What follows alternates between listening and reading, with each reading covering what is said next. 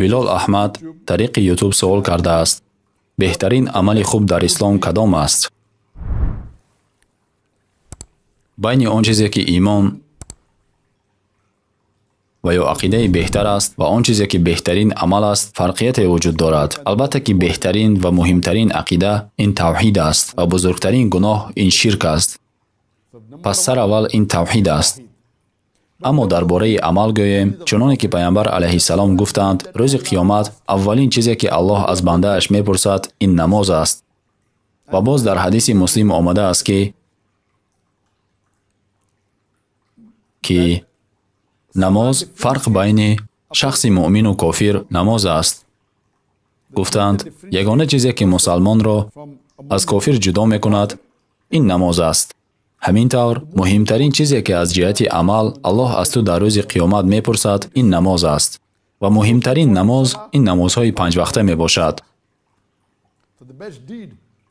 пас беҳтарин амале ки мусалмон бояд бар он диққати ҷиддӣ бидиҳад ин намозҳои панҷвақта аст. ин яке аз шартҳои ислом аст ва дар ин бора дар Қуръон ва дар ҳадисҳои гуногун гуфта шудааст. ба мисоли намози бомдод, пешин, аср, шом ва хуфтан ки ҳама вақтҳои муайяне доранд. муҳофизат кунед бар ҳама намозҳо ва бахусус намози миёна. оиди намози миёна ду қавл вуҷуд дорад.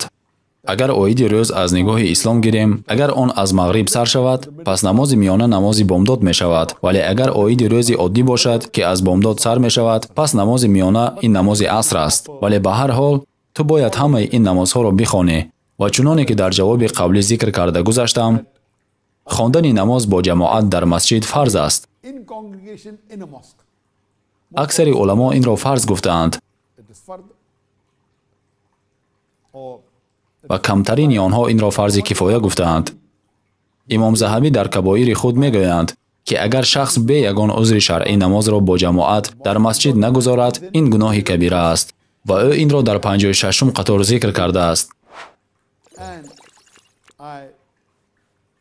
ман бештар ба қавли ӯ такя мекунам ки ба мусалмон муносиб нест ки намози фарзии худро дар ҷое ба ҷуз дар масҷид бо ҷамоат бихонад. ҳамин тавр беҳтарин амал барои мусалмонҳо ин хондани 5 вақт намоз аст ва барои мардон хондани ин 5 вақт намоз дар масҷид бо ҷамоат. ин беҳтарин амалест ки иҷро карда мешавад. умед дорам ки мақсад аз савол ҳамин буд.